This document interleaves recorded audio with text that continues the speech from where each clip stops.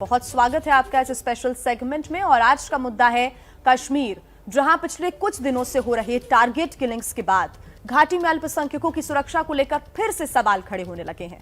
सवाल यह भी कि क्या कश्मीर में 90 के दशक में जो हुआ कुछ वैसा ही फिर से हो रहा है।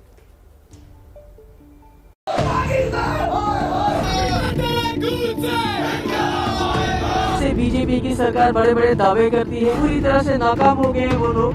कहना चाहता हूँ कि किसी को भी बख्शा नहीं जाएगा।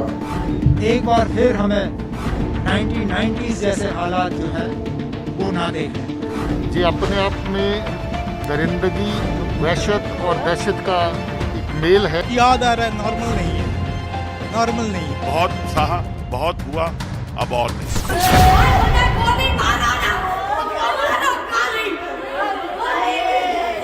तो क्या 90 का दशक फिर से घाटी में दस्तक दे रहा है?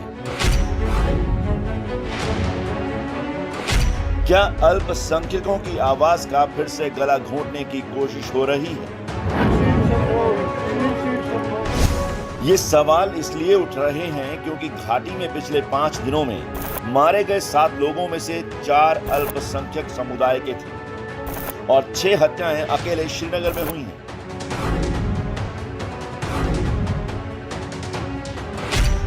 एक के बाद एक हो रही टारगेटेड किलिंग्स ने सरकार की चिंता भी बढ़ा दी है। इस बीच जम्मू कश्मीर के उपराज्यपाल मनोज सिन्हा दिल्ली पहुंचे हैं। सूत्रों के मुताबिक गृह मंत्री और उपराज्यपाल मौजूदा कानून व्यवस्था की स्थिति और घाटी में आतंकवादी हमलों की रोकथाम कैसे हो, इसकी समीक्षा करेंगे। बैठक में खुफिया एजेंसियों और जम्मू कश्मीर प्रशासन के शीर्ष अधिकारियों के शामिल होने की उम्मीद है। केंद्र सरकार ने पहले ही खुफिया ब्यूरो के एक शीर्ष अधिकारी को आतंकवादियों के खिलाफ अभियान के समन्वय के लिए श्रीनगर भेज दिया है। इस बीच विरोधी दल हाल की हत्याओं को 90 के दशक के दौर से जोड़ रहे हैं। शुक्रवार को फारूक अब्दुल्ला के घर गुपकार गठबंधन की बैठक हुई और फिर प्रेस रिलीज जारी की गई। कहा, हत्याओं ने डर का माहौल पैदा कर दिया है जो 90 के दशक की शुरुआत के बाद से कश्मीर में नहीं देखा गया था। मौजूदा स्थिति सरकार की उन नीतियों की विफलता का परिणाम है जिन्होंने जम्मू कश्मीर को इस मुकाम तक पहुंचाया है। 90 का वो दशक क्या था वो हम आपको बताएंगे, लेकिन उससे पहले गुपकार गठबंधन की दलीलें सुन लीजिए। हमारे जो हुक्मरान हैं उनकी जिम्मेदारी बनती है कि वो लोगों को समझाएं आखिरकार ये कहां पे फेलियर हुआ। अब ऐसा डर, ऐसी दहशत फैली हुई है कि हर कोई सोचता है कि मैं कितनी जल्दी यहां से निकल पाऊं। से बीजेपी की सरकार बड़े बड़े दावे करती है कि हमने जम्मू कश्मीर में हालात ठीक कर दिए हैं, पूरी तरह से नाकाम हो गए हैं वो लोग जो यहाँ पर स्टेप्स लेते हैं, जो इकदाम करते हैं, उसकी वजह से यहाँ हालात दिन ब दिन और बिगड़ रहे हैं और इसके लिए जिम्मेवार बीजेपी की सरकार है। अब ये जान लीजिए कि 90 का दशक जम्मू कश्मीर के अल्पसंख्यकों के लिए दर्द का दशक था, क्योंकि 19 जनवरी 1990 को कट्टरपंथियों ने कश्मीरी पंडितों को काफिर घोषित कर दिया था, जिसके बाद 4 लाख कश्मीरी पंडितों को पलायन करना पड़ा था और ये दौर फिर से लौट कर न आए, इसलिए शुक्रवार को जम्मू से लेकर श्रीनगर तक प्रदर्शन हुए। कहीं पीपल्स पार्टी ने प्रदर्शन किया तो कहीं गुरुद्वारा प्रबंधक कमेटी के सदस्य सड़कों पर उतरे। महबूबा मुफ्ती ट्विटर पर सरकार के खिलाफ मोर्चा संभाले हुए थी, तो उनकी पार्टी पीडीपी के कार्यकर्ताओं ने भी श्रीनगर में प्रोटेस्ट किया। हालांकि बीजेपी का दावा है कि आतंक के सपोलों को चुन चुनकर मौत के घाट उतारा जाएगा।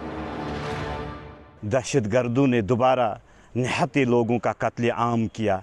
पाकिस्तान बूखलाहट में है, दहशतगर्द बूखलाहट में है, क्योंकि इनको अमन रास नहीं आता है। ये 30 साल पहले की तवारीख को दोहराना चाहते हैं। आज वजीर आज़म हिंद नरेंद्र मोदी जी की ही सरकार है, घर में घुस के मारी है। सूत्रों के मुताबिक हत्याओं को आतंकी संगठनों के नए रिक्रूट्स ने अंजाम दिया है, जिनकी कुंडली अब सुरक्षा बल खंगाल रहे हैं।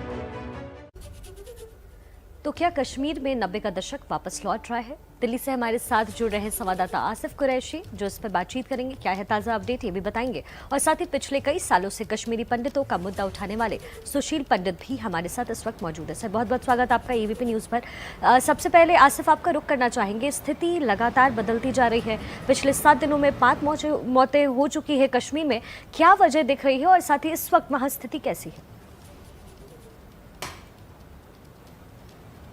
शिखा, देखिए, ये अचानक नहीं हुआ है। जो मिलिटेंसी है, मिलिटेंसी का ग्राफ भले ही पिछले 2 सालों में कम हुआ हो, बड़ी संख्या में मिलिटेंट कमांडर्स और मिलिटेंट्स को सुरक्षा बलों ने मार गिराया हो, लेकिन जो मिलिटेंसी का नेटवर्क है वो ज्यों का त्यों बना हुआ है। और लगातार ना सिर्फ घाटी के अंदर नए युवा उनके साथ जुड़ रहे थे, बल्कि सरहद पार से हथियारों और जो मिलिटेंट्स हैं उनका आना जाना भी लगातार जारी है, भले ही वो कम संख्या में हो।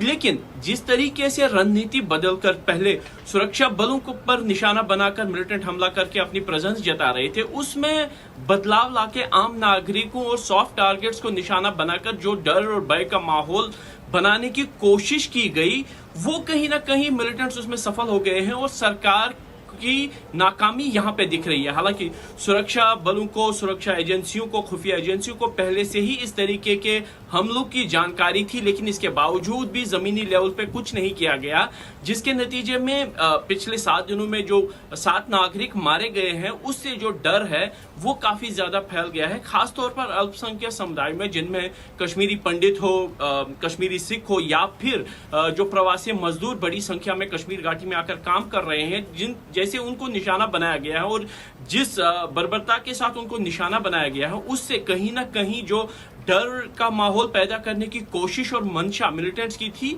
वो कामयाब होती दिख रही है। हालांकि जो मेजॉरिटी कम्युनिटी के लोग हैं वो भी सामने आ रहे हैं, लेकिन पिछले 2 सालों में राजनीतिक गतिविधियों की कमी के चलते लग रहा है कि जो जिस तरीके की का विरोध सड़कों पे होना चाहिए था इन सिविलियन किलिंग्स को लेके, वो होता हुआ नहीं दिख रहा है। लेकिन जरूर यह है कि माहौल काफी ज्यादा तनावपूर्ण है और अगर एक और घटना ऐसी घटती है तो बड़ी संख्या में लोग पलायन करेंगे। इस तरीके का माहौल इस समय बना हुआ है।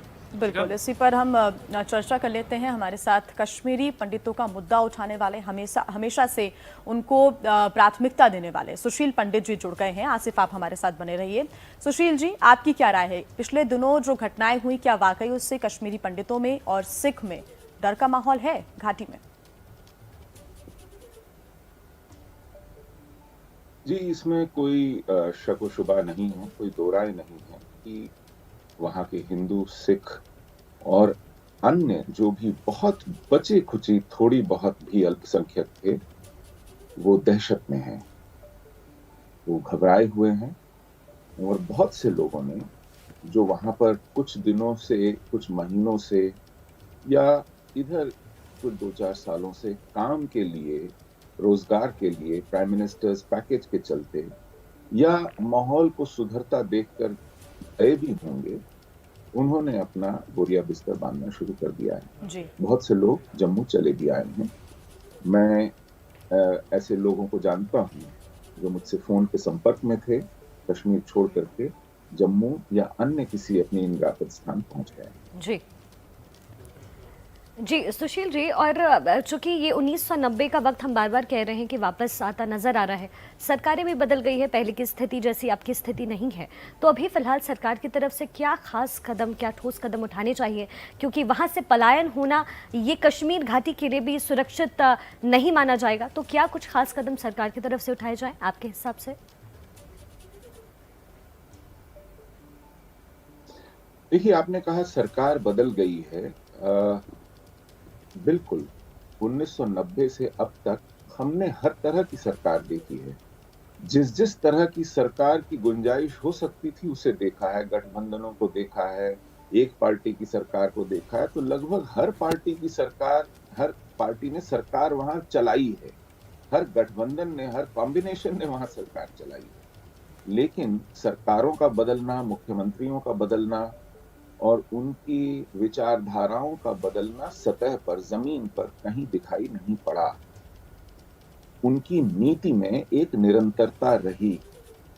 मानो इस पर कोई एक राय पूरे देश में रही।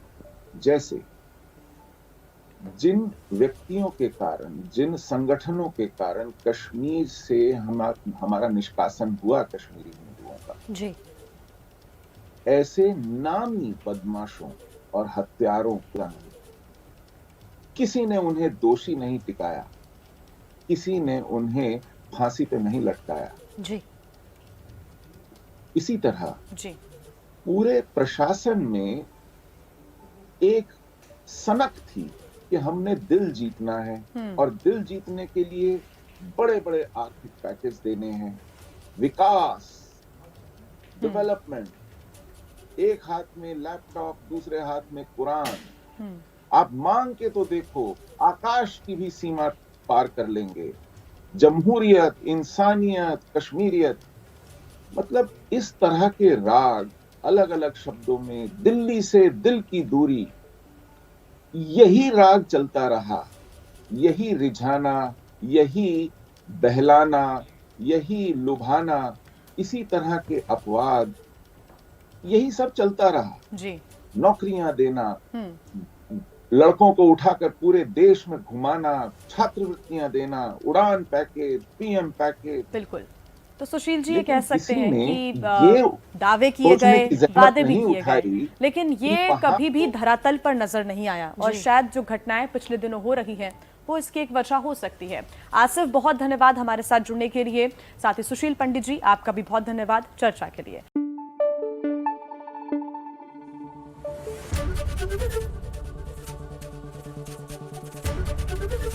एबीपी न्यूज आपको रखे आगे।